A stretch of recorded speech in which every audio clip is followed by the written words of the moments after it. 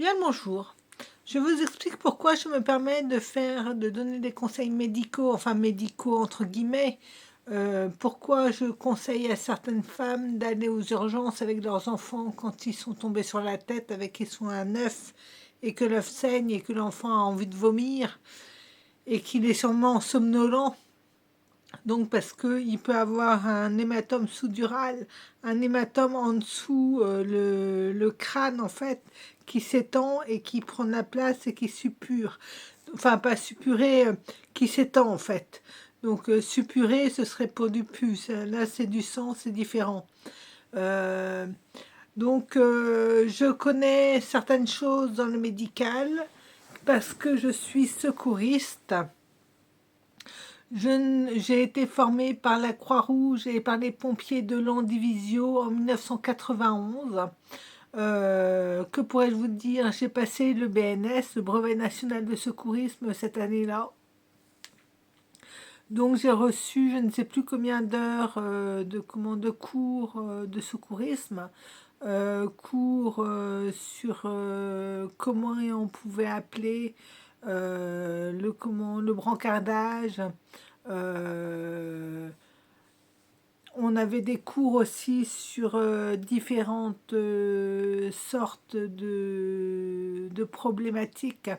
Par exemple, sur des pendus, sur des accidentés de la route, sur des fractures ouvertes, sur des fractures non ouvertes, non apparentes, sur des blessures, etc. Voilà, il y avait beaucoup de choses très intéressantes et très difficiles. Et si j'ai passé le brevet national de secourisme, au départ, c'est parce que j'avais dans l'idée peut-être de devenir infirmière au départ. Euh, je ne pouvais pas le faire tout simplement parce que j'ai peur du sang. Je tourne de l'œil quand je vois du sang ou je me sens très très mal. J'ai envie de vomir, etc. Donc rien que pour ça, je n'aurais pas pu. Et faire les piqûres, je n'aurais pas pu non plus. Ça m'aurait demandé énormément de contrôle sur moi-même et je tourne de l'œil face à une aiguille. Donc j'ai beaucoup de mal à supporter ça, quoi. Donc voilà. Donc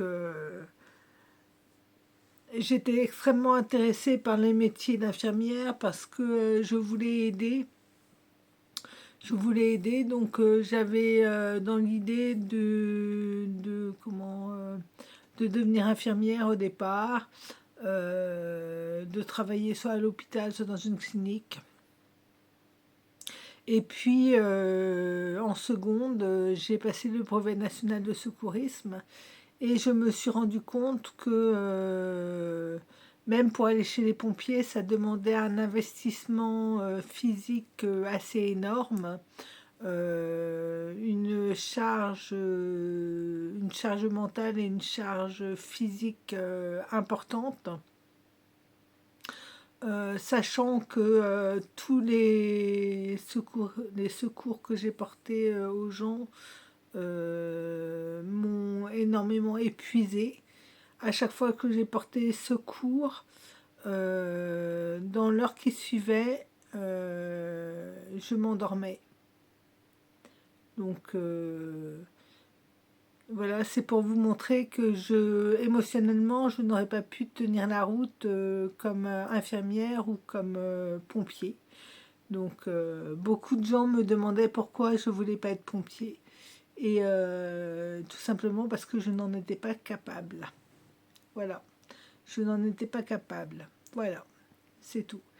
Et si je suis devenue professeure, c'est justement pour me rendre utile, pour servir mon pays, pour aider les jeunes à trouver leur voie et les aider à comprendre certains mécanismes, notamment comment se repérer dans un contrôle, par exemple, sachant que en lisant tout le contrôle avant de remplir les questions, on a des indices, c'est un peu comme une enquête policière, on a plein d'indices dans le contrôle. Souvent, il y a des questions qui reviennent sous diverses formes, et il y a souvent des questions-réponses dans le contrôle qui peuvent aider. Quand je dis question-réponse, c'est vous avez la question, vous donnez une réponse, et la question suivante part de votre réponse pour poser une question euh, postérieure.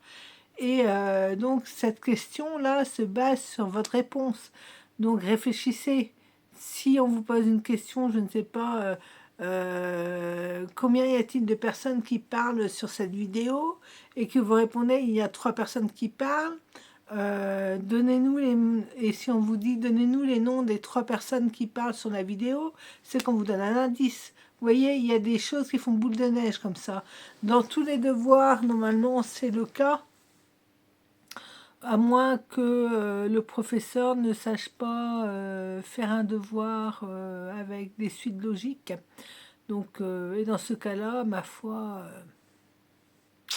advienne que pourra. Voilà. Donc, voilà, je voulais juste dire ça. Si je me permets de faire des réflexions comme ça, c'est pas pour déranger ou humilier ou tout ce que vous voulez les gens. C'est juste pour leur montrer qu'un enfant qui tombe même de la hauteur de sa hauteur, si un enfant fait 1,20 m et qu'il tombe de ses 1,20 m, il peut se tuer. Hein, soyons clairs. Il tombe dans une flaque, il peut se noyer. Il tombe par terre, la tête la première, il peut avoir une fracture du crâne ou quelque chose au cerveau qui se déclenche. Voilà. Donc, il ne faut pas plaisanter avec ça. Quand un enfant tombe sur la tête, on va automatiquement aux urgences, même si rien ne paraît grave. L'enfant a envie de vomir, c'est un signe que quelque chose va mal. L'enfant est somnolent, c'est un signe que quelque chose va mal. 2 signaux que quelque chose va mal, ça veut dire qu'il faut envoyer l'enfant en urgence à l'hôpital pour vérifier s'il n'a pas un problème à la tête, tout simplement. Voilà. Donc, je sais que je vais encore avoir des tonnes de réflexions déplacées là-dessus. Donc, c'est pour ça que je prends les devants et que je décide notamment d'en parler. Voilà. Et c'est quelque chose que je viens de voir sur Internet. Donc, j'ai dit ça à la maman. J'espère qu'elle va me prendre au sérieux parce que...